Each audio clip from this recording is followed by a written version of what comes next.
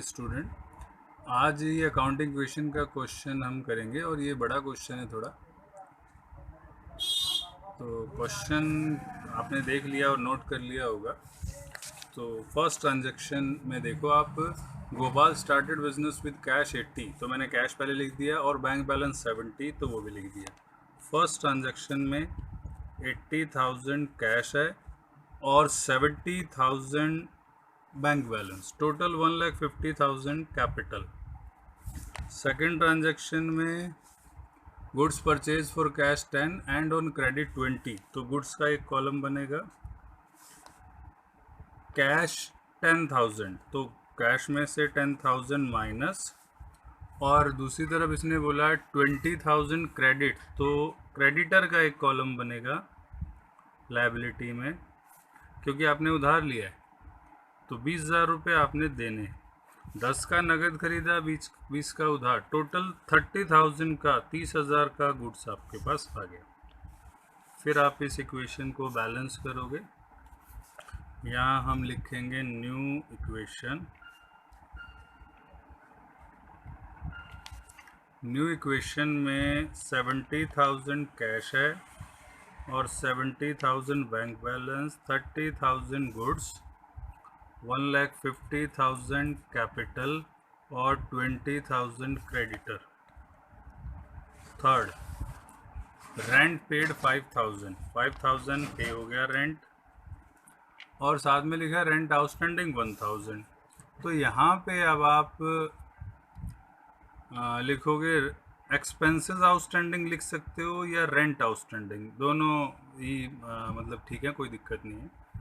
तो rent outstanding OWO/S, ये short form है, 1,000 का रेंट देना है, तो टोटल एक्सपेंस जो है वो 6,000 का हो गया, मतलब 6,000 का किराया था, 5 आपने दे दिया और 1,000 बाकी है। तो ये फिर आप यहाँ पे लिखोगे न्यू इक्वेशन,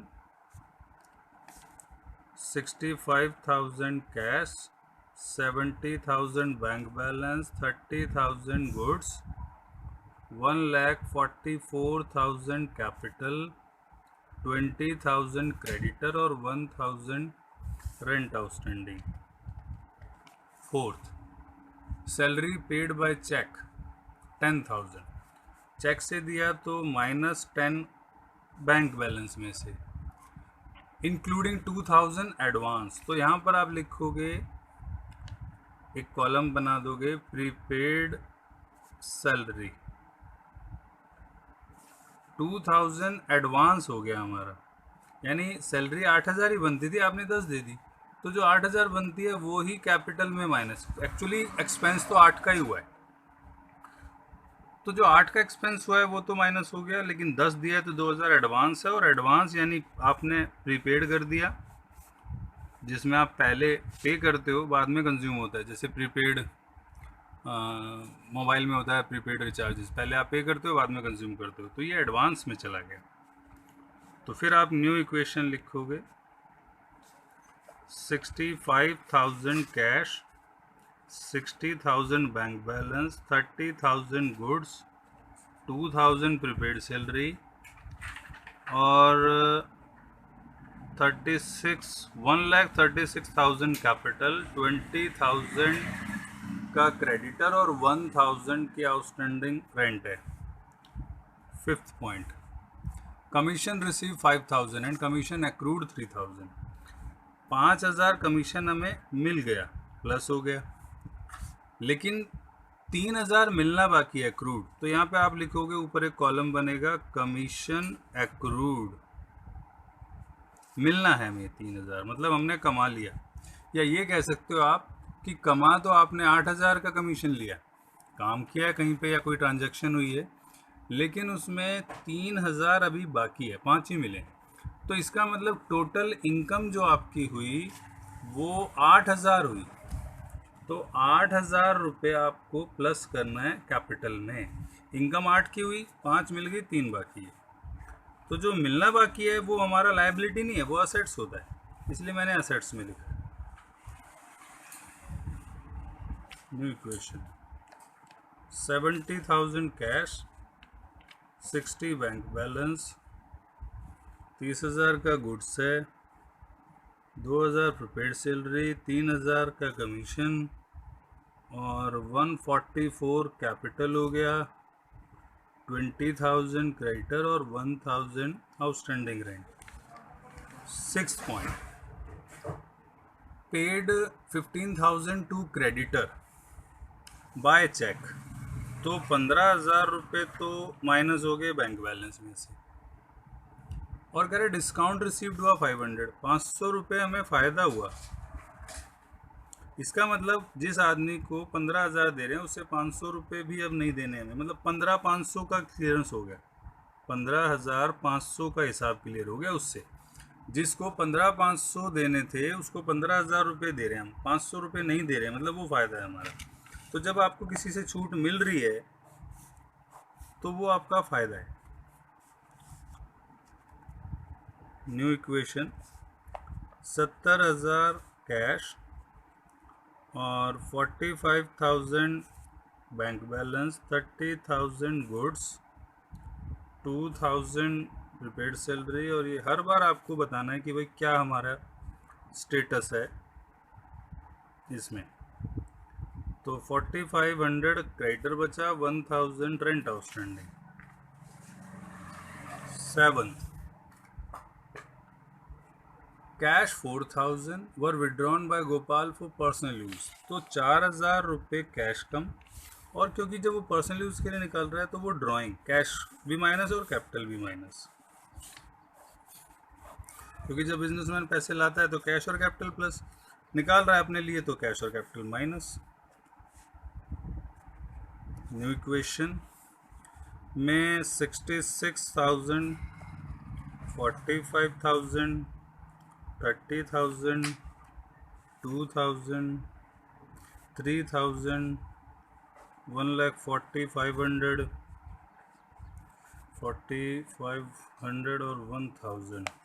अब आ गई 8 एंट्री। 8 में देखो गुड्स लॉस बाय फायर। तो गुड्स का लॉस हो गया, मतलब माइनस गुड्स में से करोगे आप कितना, 4,000, और ये नुकसान है तो कैपिटल में भी माइनस होगा, और फिर आप इसे बैलेंस करोगे।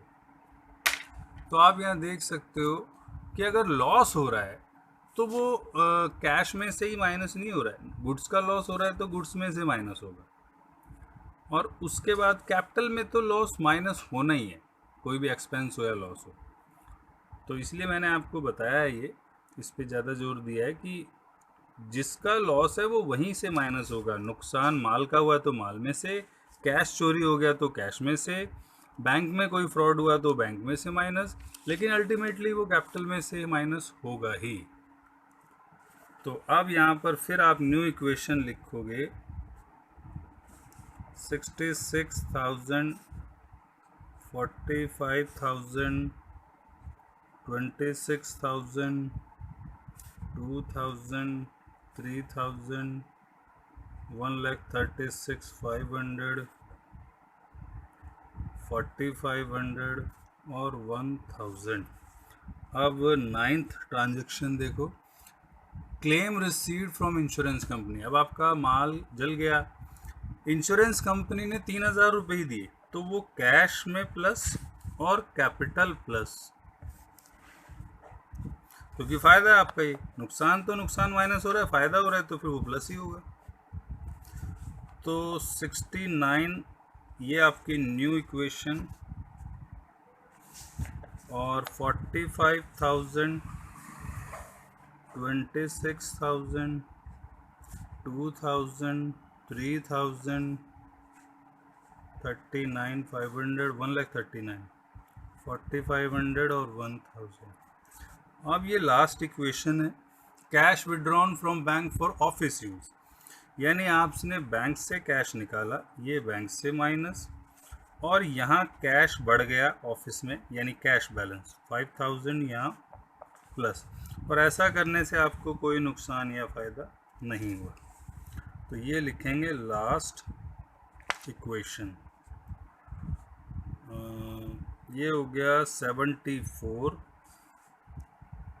40, 26, 2000, 3000, 1,39,500, 4,500, 1000। तो ये आप देख सकते हो कि पूरा मैंने 10 ट्रांजैक्शन आपको करके दिखाई है। अब इसको आप लास्ट लाइन को क्लोज भी कर दोगे और टोटल भी आपको करके दिखाना है, तो वो मैं दिखाता हूँ आपको।